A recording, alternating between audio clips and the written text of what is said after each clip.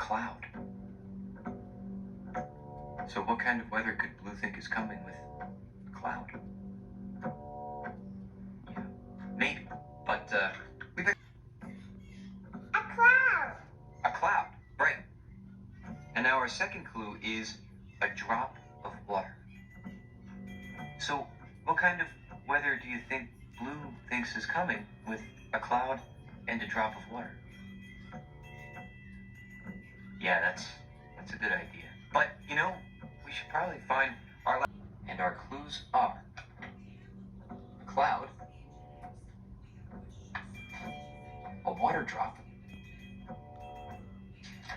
and freezing. So, what kind of weather could Blue think is coming with a cloud, a water drop, and freezing? Well, let's see. Hey, what happens when water falls from a cloud? It rains. Yeah, it rains. Right. But what if it's freezing? You know, really, really cold.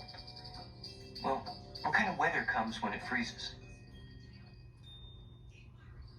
Snow. It snows. Yeah, of course, Blue. Oh. Do you think that snow is coming? Great. We just figured out Blue's clues.